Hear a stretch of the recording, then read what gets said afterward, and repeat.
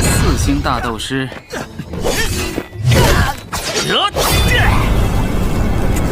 好强的力量！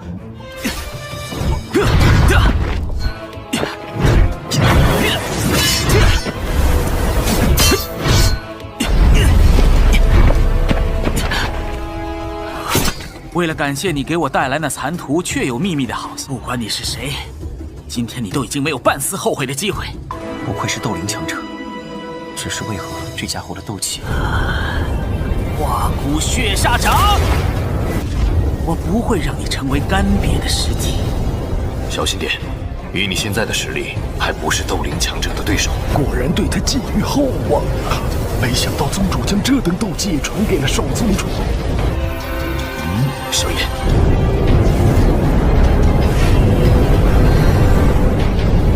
青莲变，天虎散旋变第一种。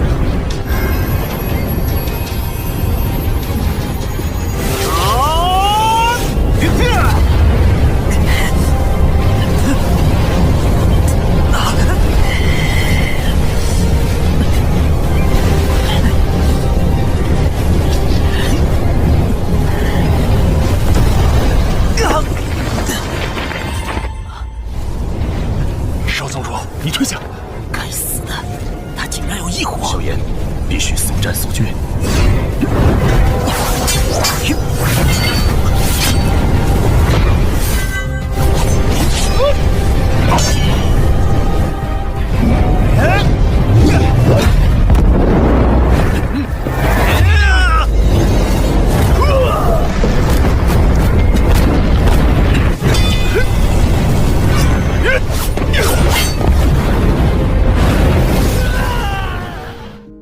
Di cerita sebelumnya, Shoyan yang meninggalkan pelelangan karena dirinya tak akan mampu bersaing untuk mendapatkan pil tingkat 7 sebelumnya. Shoyan pun hanya bisa mengikuti Fen Ling dari kejauhan saja untuk menunggu kesempatan emas dan merebut sobekan peta inti api tersebut.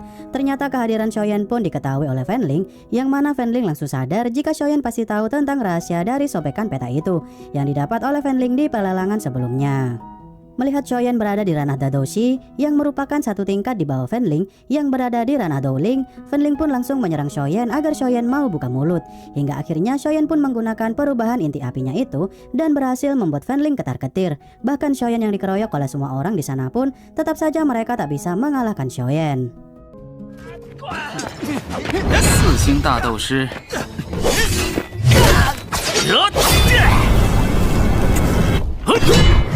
好强的力量！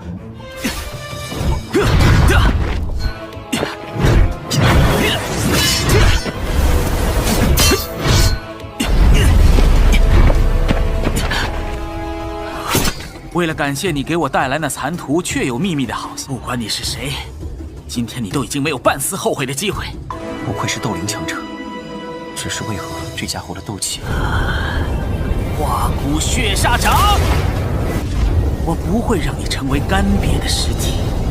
小心点，以你现在的实力，还不是斗灵强者的对手。果然对他寄予厚望啊！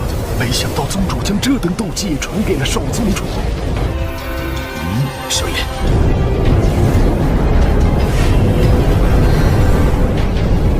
青莲变，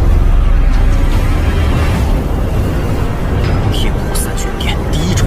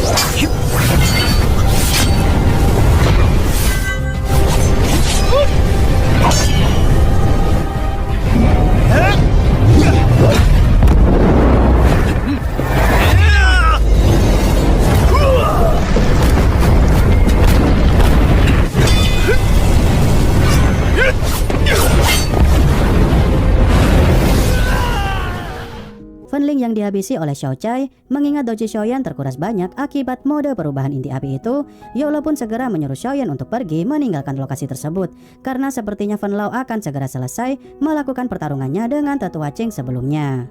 Di tempat lain, Fen Lao yang sudah melenyapkan seluruh pasukan mansion ular surgawi, dia pun segera bergegas pergi menemui rombongan Fen Ling. Namun saat Fen Lao memeriksa satu persatu mayat dari para anak buahnya yang sudah tergeletak di sana, Fen Lao justru melihat mayat Fen Ling yang merupakan anak kebanggaannya telah tiada juga. Melihat anaknya sudah meninggal di sana, Fen Lao pun melihat ingatan Fen Ling untuk mencari tahu siapa penyebab anaknya meninggal tersebut, sambil bersumpah akan mencari keberadaan Xiaoyan yang sudah berhasil diketahui. Dimanapun Xiaoyan berada akan dia cari mati-matian. Di tempat lain, Xiaoyan yang berhasil menjauh dari lokasi pertempuran, dia pun bersembunyi di dalam goa di sana, yang ternyata Xiaoyan berhasil mendapatkan potongan peta inti api itu dan hanya tinggal mencari lokasinya saja nanti. Saat Xiaoyan memeriksa tas milik Fen Ling, ternyata di dalamnya ada pil tingkat 7 yang telah direbut oleh Fen Lao sebelumnya.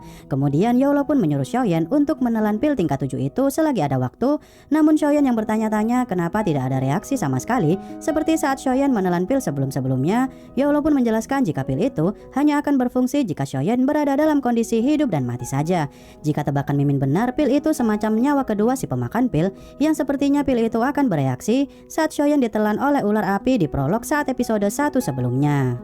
Yolo yang menyuruh Xiaoyan untuk mempelajari teknik aungan naga, di mana pil naga mistik yang Xiaoyan telan barusan memiliki inti binatang iblis tingkat 6 yang berwujud naga. Tentu saja Xiaoyan pun sedikit kebingungan, namun Xiaoyan mencobanya saja apa yang diperintahkan oleh Yolo untuk menyerap serpihan tochi naga yang ada di dalam pil tersebut.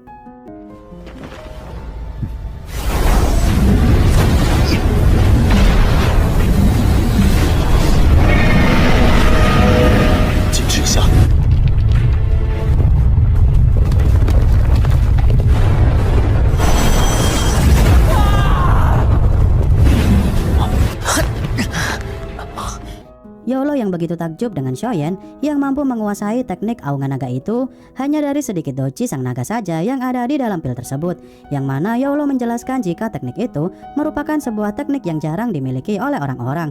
Saat Xiaoyan bertanya kenapa Yolo begitu paham dengan pil naga mistik tersebut, Yolo pun menjawab jika di dunia ini hanya ada 2 orang saja yang mampu menyempurnakan pil naga mistik tersebut, yakni dirinya merupakan pencipta dari pil itu dan orang kedua adalah muridnya sendiri. Xiaoyan yang begitu penasaran dengan sosok murid yang diceritakan oleh Yolo barusan, Yolo pun menceritakan di mana muridnya itu dulu ditemukan oleh Yolo di reruntuhan tebing es dan dirawat oleh Yolo hingga dewasa selayaknya anak kandung sendiri. Namun karena dia ingin sebuah teknik, murid Yolo itu pun mengkhianatinya hingga Yolo harus merubah tubuh fisiknya itu menjadi sebuah tubuh jiwa saja. Kemudian pada akhirnya Yolo pun bertemu dengan Xiaoyan hingga saat ini. Xiaoyan yang mendengar cerita menyedihkan di balik sosok Yolo tersebut, Xiaoyan pun begitu kesal dengan Han Feng sambil berjanji jika dia akan melampaui kekuatan Han Feng dan akan membalas perbuatannya itu.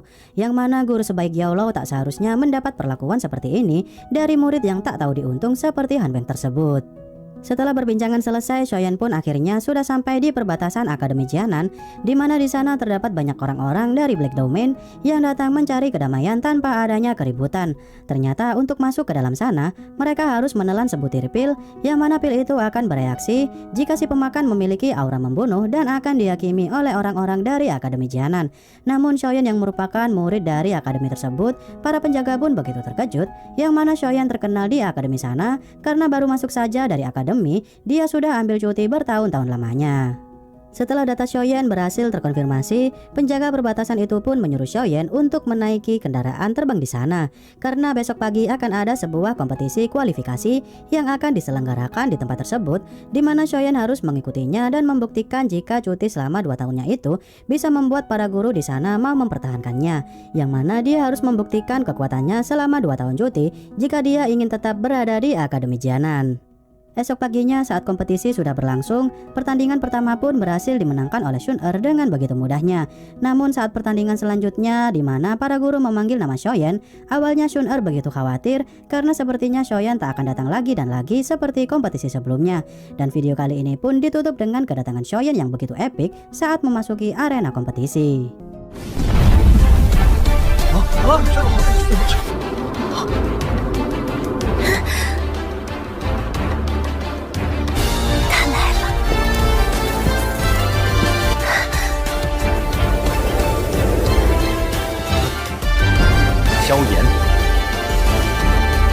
黄阶2班。